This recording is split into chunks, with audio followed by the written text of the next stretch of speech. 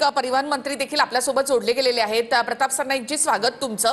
तुम्ही मोर्चामध्ये तुम्ही जसं म्हटलं, तुम्ही शब्द दिला होता या मोर्चामध्ये येणार, तुम्ही गेलात तिथे, मात्र काहींकडनं तुम्हाला विरोध करण्यात आला, तुमच्या अंगावर बाटली त्या ठिकाणी भिरकावण्यात आली। काय तुमची प्रतिक्रिया? नाही बघा, काय आहे, मी मी मी प्रांजळपणे या शहराचा आमदार म्हणून आणि मंत्री म्हणून त्या ठिकाणी गेलो। ही वस्तुस्थिती नाकारता येत नाही की काही बाहेरची लोक होती आणि त्या बाहेरच्या लोकांनी काय करायचं ते त्यांनी ठरवलेलं होतं आधीपासून। पण एक गोष्ट मात्र नक्की की मीरा भाईंदर शहरातील वातावरण शांत ठेवण्यासाठी माझं कर्तव्य होतं त्या ठिकाणी जावं। मला पोलिसांनी सुद्धा सांगितलं होतं की तुम्ही त्या ठिकाणी जाऊ नका, काही तुमच्या विरोधामध्ये घोषणाबाजी होण्याची शक्यता आहे। परंतु ठीक आहे, काही पक्षाचे बघा, मी मराठी एकीकरण समितीसाठी त्या ठिकाणी गेलो होतो। मराठी एकीकरण समितीचेच लोक नव्हे, तर उभाट्याची लोक किंवा काही मनसेची लोक वेगवेगळ्या पोलीस स्टेशनला जे अरेस्ट केले होते पोलिसांनी, मी त्यांना सोडून त्या ठिकाणी घेऊन गेलो। त्यामुळे माझ्या मनामध्ये काही किंतु परंतु नव्हती। शेवटी मीरा भाईंदर शहरासाठी आणि मीरा भाईंदर शहराचा लोकप्रतिनिधी म्हणून माझं त्या ठिकाणी कर्तव्य होतं। मी अभिजित पानसे जे आहेत त्यांच्याशी चर्चा केली होती आणि त्यांनाही सांगितलं की जर अविनाश जाधवांना सोडलं नसेल पोलिसांना, मी स्वतः त्या वसईच्या साईडला कुठेतरी त्यांना पोलीस स्टेशनला ठेवलं असं मला अभिजित पानसेंनी सांगितलं। मी त्यांना सांगितलं की चला मी येतो पोलीस स्टेशनला, तसे पोलीस सोडत नाही अविनाश जाधवांना, ते मी बघतो। पण अशा पद्धतीनं जर काही वातावरण निर्माण काही लोकांनी करायचा प्रयत्न केला असेल तर ते त्यांना करू द्या, काही हरकत नाही। बघा, शेवटी 4 पक्षाची नेते मंडळी किंवा काही कार्यकर्ते एकत्र आल्यानंतर प्रत्येकाला श्रेयवादासाठी ह्या काही गोष्टी कराव्या लागतात। त्यांनी ते केल्या, माझा काही त्या विषयावर जास्त काही तो विषय मोठा करून घ्यायचा नाही। आणि निश्चितपणे आज मीरा भाईंदर शहरासाठी मराठी लोकांनी एकत्र यावं, ही जी काही परिस्थिती निर्माण झाली होती त्या ठिकाणी मी शब्द दिल्याप्रमाणे मी पोहोचलो। जी जी सरनाईकजी, मगाशी अविनाश जाधवांनी तुमचे आभार मानले होते, ते स्वतः इथे आहेत। अविनाश जाधव, प्रताप सरनाईक ऐकतायत तुम्हाला?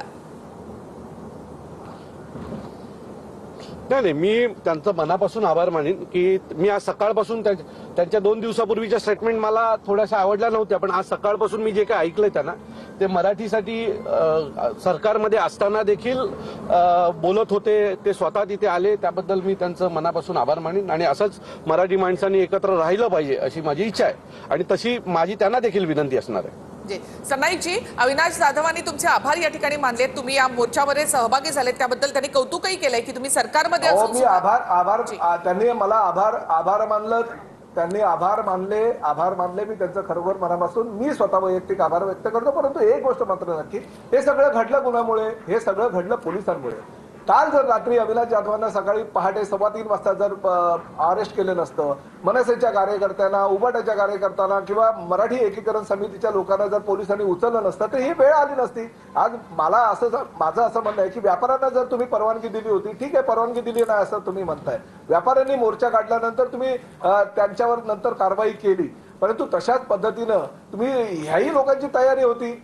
मराठी एकीकरण समितीच्या लोकांनी सांगितलं होतं की आम्हाला मोर्चा काढू द्या, नंतर आमच्यावर गुन्हे नोंदवले तरी चालेल, आमची काही हरकत नाही, मराठीसाठी गुन्हे अंगावर घ्यायला आमची तयारी आहे। पोलिसांच्या चुकीच्या काही निर्णयांमुळे जर हा प्रसंग या शहरामध्ये निर्माण होत असेल तर निश्चितपणे ते चुकीचं आहे, माझं स्पष्टपणे मत आहे। आणि मी कालही माझी हीच भूमिका होती, आजही आहे, उद्याही आहे। सर्वप्रथम मी मराठी आहे, मंत्री आणि आमदार नंतर, मराठी म्हणून माझी भूमिका कायम राहणार आहे, कारण मंत्रीपद हे आउटघटकेचं असतं, पण मी मराठी आयुष्यभर चितेवर जाण्यापर्यंत मी मराठी राहणार आहे, याचा मला अभिमान आहे। जी अविनाश जाधव, पोलिसांनी ही परवानगी नाकारली, सरनाईकांनी सुद्धा आता म्हटलं की पोलिसांनी का परवानगी नाकारली हे कळत नाही। मी देखील बरोबर आहे, मी सरनाईक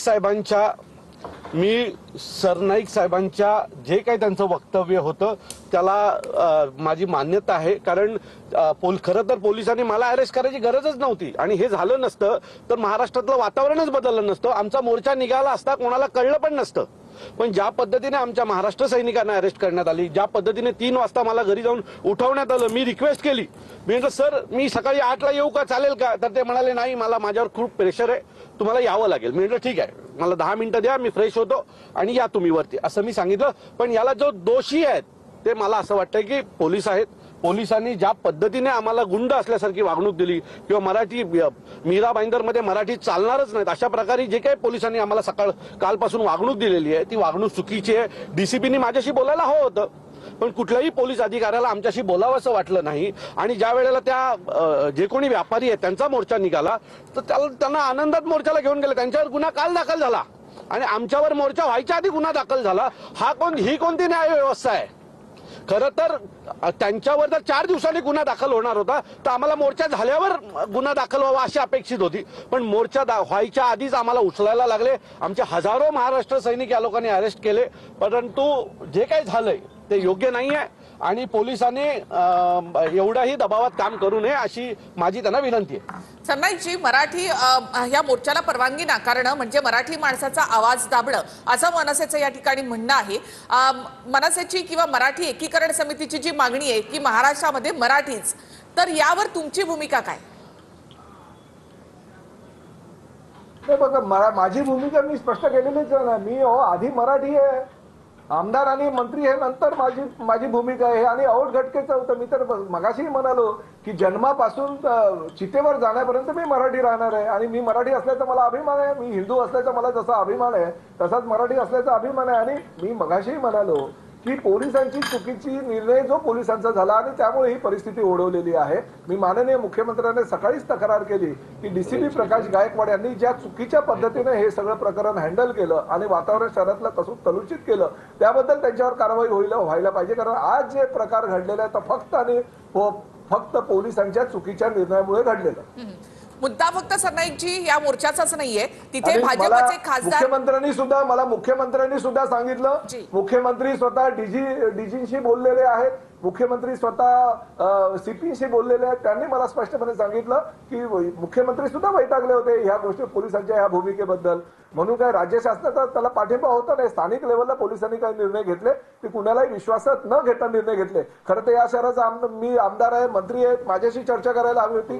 गृह खात्याचे प्रमुख म्हणून मुख्यमंत्र्यांशी चर्चा करायला हवी होती, परंतु कुणाशी चर्चा न करता पोलिसांनी हे निर्णय घेतलेले आहे. आणि ही काही गुंडगिरी आहे का? मोर्चा काढू द्यायचा होता ना. रात्री बेरात्री भले मनसेचे अविनाश जाधव असू द्या किंवा कुणीही असू द्या. माझं असं म्हणणं काय कार्यकर्त्यांनी धरपकड करायची गरज आहे? लोकशाहीमध्ये हा अधिकार प्रत्येकाला दिलेले आहेत ना मोर्चा काढण्याचे आणि आंदोलन करण्याचे.